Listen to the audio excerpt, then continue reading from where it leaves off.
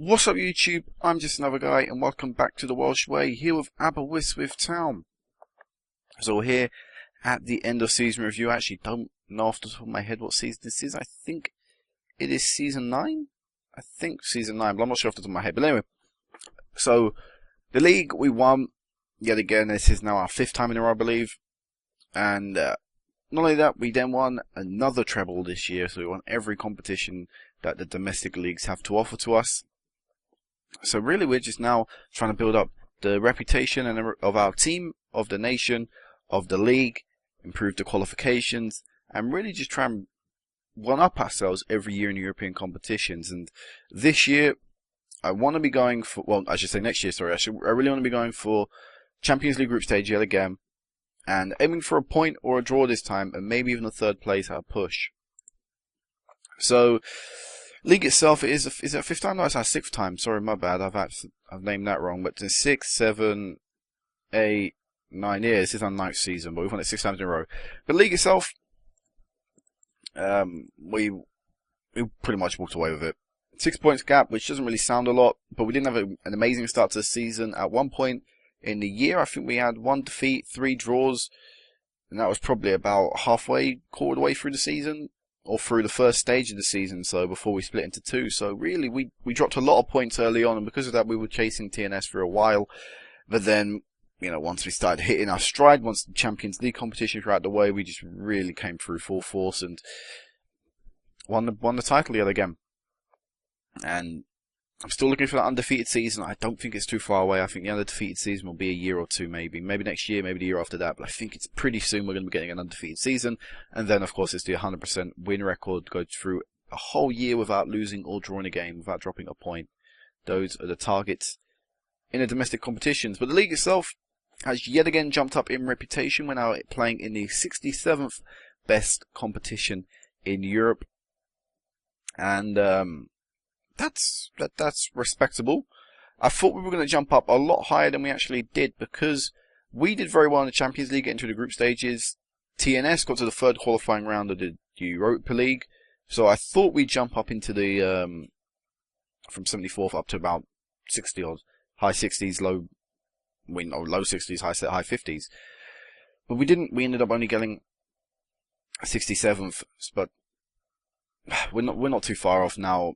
Really catching, if we're going to the qualification paces, we're not too far off catching the likes of Ireland, Bosnia and Herzegovina, and Serbia in terms of increasing our qualification places and just basically getting closer to being recognised as one of the major footballing elites in Europe. Now, I say we're quite far. Obviously, we're quite a few years away from getting anywhere near the likes of Austria and Ukraine, and I'd hope to maybe win this competition before we really, have to break into the top 10 or top 20. I just hope that, the team plays well enough on certain occasions, and we can go quite far in this competition.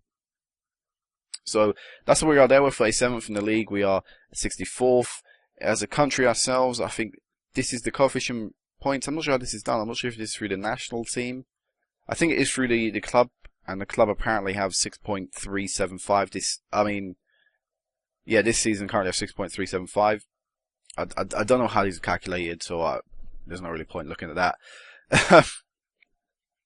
And the club itself, Aberystwyth itself, actually we're going to go back to the club itself is now, in terms of coefficient, it's considered 160, I think 60 is the right place I want to be. Yeah, 163rd best team in Europe.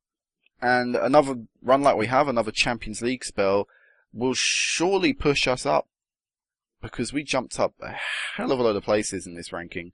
We must have jumped up about 50, 60. Another, Champions League run will probably be around the likes of Dundee United and Hibernian and teams like that. We'll surely be up there around there. So that is what's gone on in how the league has grown and how the reputation has grown. Us as a club, if I go on my report, on my news report, us as a club, we have now gained a 2-star reputation rating. So hopefully that will open up a few new doors as well. It'll open up a few new windows of opportunity of players coming into the side, improving the overall standard of the team, and allowing us to progress further in these European competitions. So, Let's have a little quick skim through the fixtures. So, of course, Champions League, I've live-commed all but one of them, which is the Dortmund game, sadly.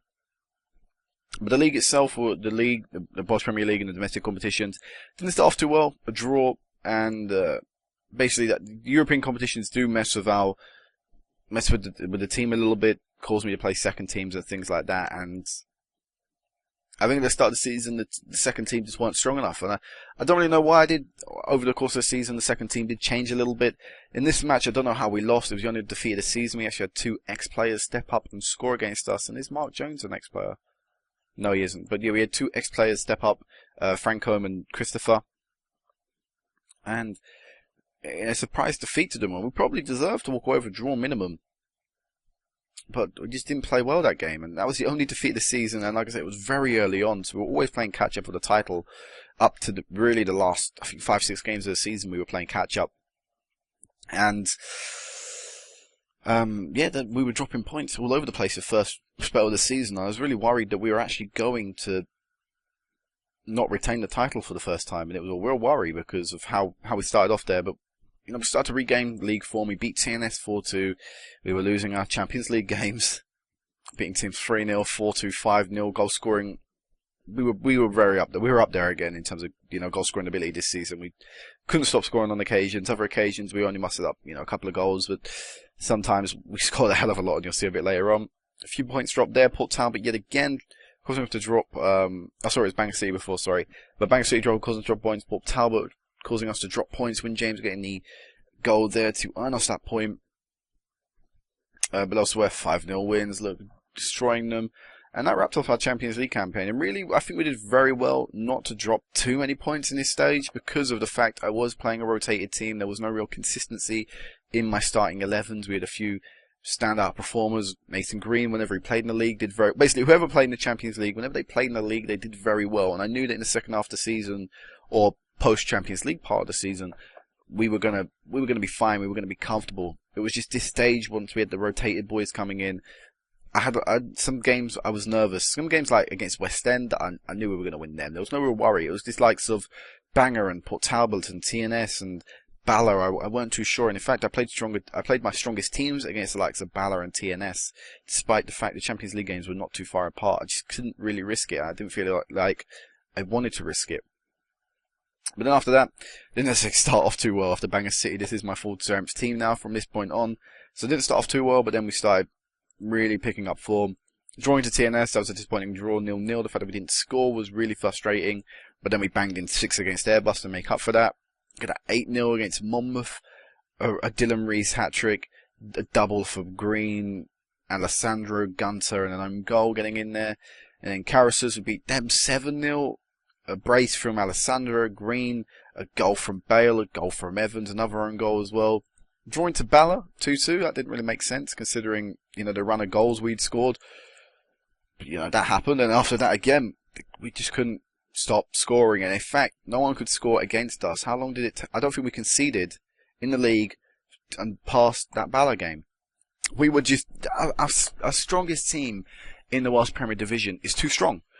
But it's not strong enough for Champions League, so we're really in a difficult situation with the squad. It's like, we can get to a set point in the Champions League, but we're going to struggle, and we're going to dominate the league. So it's sort of like, I have to try and look for these young players, but there's no real good youngsters willing to join the side because the league's not high enough reputed, the club's not high enough reputed. A lot of them don't assume I have the money, even though currently I have 15k on my wage to spend. I don't particularly want to spend it, because I know the club can't afford it and will be making losses every month. But it's just, we're in a frustrating stage in the club. Look at that 3-0 against TNS, 2-0 against Port Talbot, 3-0 against Bangor, a win in the cup. Kevin Droids 2-0, 2-0, 2-0, 3-0, 2-0, 2-0. Sheer dominant performances. No way anyone could trouble us. In the end, we beat TNS 2-0 in the Premier League Cup final with Carnsverick and Win James getting on the score sheet there, earning us a deserved win against TNS. We were confirmed the title after our Port Talbot 2-0 win with 2 late goals actually confirming that. It was an easy victory, well not an easy victory, but a nice victory considering how late we had to get it. And then in the Welsh Cup final, sadly Bale missed out on this, otherwise it would have been exactly a year since he'd been at the side because he made his debut in the Welsh Cup final last year. But we won that game 3-0. Colin Drake, Nathan Green and Dylan Rees. 3 players that have played particularly well for us this year. Sadly, Bale missed out. He's probably our star performer this season. But look at them last 3 attendances. 1,000, 1,000, 3,000. And actually our average attendance, I'll show you in a second, has increased as well. So awards, we're going to the awards for the league, then we'll go into the nation, and then we'll go into player stats and our own club stats. So Bale picked up player of the month only one time. It was the only time we actually won it in February, due to the fact, I think, of the inconsistency of first teams. We never really got near it in the earlier months of the season. I think in the latter months, yeah, December, Bale got in it. You know, there we go. We had 2 players in January, 3 players in February, sorry, 1 player in March, and no one in April, but we didn't really play in April, so I understand that. So player of the year ended up going to Gareth Bale. And it's only the second time in our history that we've actually won this award, and he's thoroughly deserved it. I mean, look at them stats. 26 appearances, so he didn't play every game. In fact, he only missed a total of 6 matches this season in the league, but did play every match, contributed a whopping 29 goals to the team, over a goal a game he was involved with, whether that being an assist or whether that was actually finishing the goal itself. He got 30 points voted. Now you get 3 points for every vote, so that means 10 managers in this division voted for Bale as number 1, which means really only one, well, everyone had to vote. I guess 2 people may not have voted, or a couple of people gave him 2 points for getting second, but pretty much everyone must have voted for Bale as either first, second or third, which is a great achievement. And really, I'd say the highlight of his average attendance, 8.05, sorry. He was sheer class this year. There was no one who can match him on his level. I've signed him down to a new deal. He's got another year at the club now. Lowered his wage demand as well, which was nice, which means £400 a week less to spend on him, and we can spend on different areas and other people who are demanding more wages now. But yeah, I'm surprised. Actually, not surprised that people haven't come after him. There was one team interested in him. Now there is 2. There's Crystal Palace of the Championship and Frankfurt. There was actually a different team in the German 2nd division after him. Let me see if I can point them out. Oh, I don't have the league open. Whoops. But he's gaining a little bit of interest. He's got a contract clause, which means 100k, and I'll let him go, but I'm not letting him go for any less than that, because this Gareth Bale, he's really our only class left midfielder option. Unless we can sign someone else, there's no real need for me to sell him. He's good enough for the level, he's good enough for the Champions League, he's good enough for me. So, Manager of the Month, I picked it up 5 occasions, and of course I'm going to walk away with Manager of the Year for the 6th time in a row. Team of the season, we absolutely dominated this. Bale, Rees, Nathan Green, the whole back 4 and goalkeeper included. It was a good year for the team. Top goal scorer, sadly we didn't get anywhere in that. Again, the inconsistencies of the strike force and the partnerships and things like that overall contributed to it. We'll have a look who our highest goal scorer was in the stats in comparison to the league. And Young Player of the Year went to Tristan Huell. And I'm expecting him to be called up into the Welsh under-19s team, who will be going to the Euro under-19s for the first time, I think, since the game has started. So hopefully a few of our players will be selected there. And Tristan Huell, I believe, is the captain of the team of the under-19s for Wales. So hopefully he'll go there and they can walk away with a bit of silverware, which would be nice. So stats. Team stats, 2nd top goal scorers in the league, least conceded. You know, we were absolutely on it this year. Average attendance, 837. Now that has improved quite a lot, because when my first season here, we were only averaging about 400 people, and we're now nearly the highest average attendance people in the league. So, you know, your fan size does grow in this game. I don't think it's growing as quickly as I'd expect. I mean, we're a Champions League team. I'm sure a few people will be interested in coming to watch a Champions League team, either just in the league normally. An average attendance by capacity, I don't think that really makes a difference. Our stadiums are hardly ever used. Salary per annum, we spend the most, but we kind of had a reason. You know, we're in the Champions League. We need to be spending that money. And $1 million a year, that's covered with the 7 million we get for getting to the group stages. So there's no real worry there. So player stats, look at all that blue in the average ratings. That's a nice thing to see. So our highest goal scorer was Nathan Green with 19, so he was only a goal missing out there. And when you consider the fact he played started 26 games, got 13 assists as well, you know, there's no real complaints there. Gareth Bale, top assist in the league. Again, Bale, it was Bale's year in this league. And if he'd have played in every game this season, I'm sure he would have probably been up there in the top goal scorers. He probably would have got 25 plus assists, maybe even 10 man of the match awards. He broke the record for the club as well for the most assists in a season in all competition, with 30 assists, bang on. So, yeah, those are the stats. Those are the awards for the league itself, for the nation. We've been recognised for the first time in our career. We've got Young Player of the Year going to Carwyn Drake, and runner-up going to Wyn James. Now, Carwyn Drake has really risen this season, from obscurity to, to national reputation, to pretty much a continental reputation.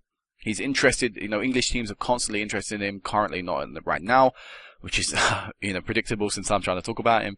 But really, he's had 3 amazing years. He was finally recognised by Wales. He's got 4 caps from them. He's capped 10 times with under 21s as well. He's capped at under 19s level. His stats are increasing, not as much as they, were before, because people reckon he's near his cap for his ability. But he's still growing his stats. I'm still trying to improve his things like tackling and heading. Physically, he's an absolute monster. Mentally, he's pretty decent. It's just technically he's not got it. So I'm trying to improve that still. He's still 20, so theoretically he's got about 3 more years of development left in him. But he is a player that really has stepped up this year, and he probably deserves this award. Only Welsh player probably playing Champions League football this season. As a youngster, as a 21 less, I think. What's the oldest age you can be in this? I think it's like 21, 23 maybe. I guess it's 21. So as a 21 or younger year old, he is the guy for Wales. He is the hottest prospect that Wales have probably right now. And Wyn James getting recognised as well for his second place. Not really featured much this season. He's now fallen, I think, to my 4th choice striker. He's really dropped out of the first team this year. I'm looking forward to seeing how my new youngster Will Evan develops. And he's looking like a really good player. So there's no real place for him on the bench. He sort of just lingers around trying to get appearances here and there. But he's still got a decent return for us. But that'll probably be the last time he features anywhere in that. But I think Carwyn Drake could be a future Footballer of the Year winner for Wales, if he continues to develop and if Wales continue to feature him in the team. There he is currently on the bench. So let's look at the team. A lot of numbers here, but let's go through this a bit at a time. Top goal scorer Nathan Green with 26, but a lot of people scoring goals. Most surprisingly, you'll probably see that Tristan Hill got 11 from the corners. I don't use a corner setup. I don't aim for anywhere. I can even show you this right now. I quite literally don't have any set pieces on in terms of instructions. I have nothing. And yet we still managed to score a decent amount of corners, and I do think it's because of our good corner takers. Before, we were having people like Viv Gunter taking our corners and free kicks, and who else are we taking our corners? We had people like Wyn James and Simon James. They're not good corner takers, but now we have people like Billy Alessandro, Dylan Rees and Gareth Bale, people that can actually get it in decent areas. And it's paid off a lot, and Tristan Hill's goal amount this season has shown that, as well as Carwyn Drake's actually got 7. And I'm sure the other defenders have got a decent amount. 3 from Allen and Hicks as well, a backup centre-back, sorry. So, yeah. Assists, our front 2 and our 2 wingers were the main guys here. And it's pretty much the story of our season in the league. The front 4 guys have been sheer class. And assists as well, player of the match is pretty evenly spread out. Bale got 10 in all competitions. Sadly didn't get that in the league though. And yeah. Clean sheets, how many clean sheets did Cornell keep? 20 in the league, is that? How many in the league? 16 clean sheets in the league, which is his highest ever in his career. And also only conceded 10 in 24 games. A goal every 2 games. That is a fantastic record. It's a goal every 2.5 games pretty much. And just have a look at our wages. I'll just give you an idea of who's getting what in the team. Bland's getting a new deal, so he will no longer be down there too much. And I think I'm giving Tristan Hill a new deal. I'm going to be trying to sign him down soon to a new deal. He'll probably ask for around £600, £700 a week, these guys. But yeah, money's being spent now. Our main features in the team, which are pretty much all these guys up here, those that feature week in, week out, all earning over £900 a week. We're truly trimming down the team this year. And in fact, this is going to be my starting team with the backup team. This is a complete second team on the bench.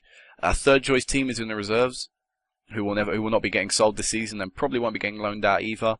And then everyone in the under-19s are players that are either quite literally under-19 or are not good enough for the first, second, third team or under-19, or players that will quite literally be leaving at the end of the season, which include the likes of Hamilton Davis, Hugh Griffiths, and David Hislop. They'll be all on their way out this season.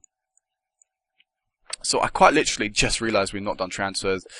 Although a lot, not really anything too interesting. Let's look through, about a lot of the stuff at the beginning. All the way up to pretty much Luke Edge, I believe. So, only bit of news really is that Bozo Myhill left. He asked to be released, and I agreed to it. He was a coach and player, but he wanted to be released, so I thought fine. He only asked for about a K compensation or something like that, so I was willing to pay that. And probably the biggest bit of transfer news in recent history for us is that Ryan Davis, a club legend, has decided, he wanted a new challenge, and he was already faded out of the team. He was rarely featuring in the side for this season. And I decided to give him his wish, and I said, you know what, fine, I'll let you go. In January, if any offers come in, 1st of January, was it 1st? I think something like that, 1st of January. It was actually 1st of January, a bid coming from Ryle. I said, you know what, fine, you can go. And he's a very good player at this level. He's an absolute beast at this level. But now in the side, there was just no real space for him. I was developing youngsters instead of him, using other players instead of him. So he left. There was no bad feelings there. I mean, if he's released on a free transfer, just for the hell of it, I'd probably sign him up for about a 5-year deal. But apart from that, just a load of loan players for next season and things like that. Nothing too important that will affect the team. So this is going to be it for now. Quick look at the finances. We're currently on 4 million balance, and it's dropped down a lot this year because of the fact we are improving our youth facilities and training facilities this season. Really are pushing forward with them upgrades now, and that will take us to something like above average training and average youth. I expect something like that. But yeah, this is it for now, guys. Next time I'll meet you back, we'll be in the Champions League. I've not played forward from this point like I normally do, so I quite literally have no idea who I have. There's a little look of an overview of the trophy who's won. 7 Premier League trophies for me, 5 in the Welsh Cup, 4 Premier Leagues. Hall of Fame I'll quickly look at as well before we completely sign off. In the nation, I'm running away with it. As a nationality, I'm nowhere near. And of course in the continent worldwide, it's going to be equally as bad. So, this is it for now, guys. If you enjoyed the episode, make sure you give it a like. And until next time, peace out.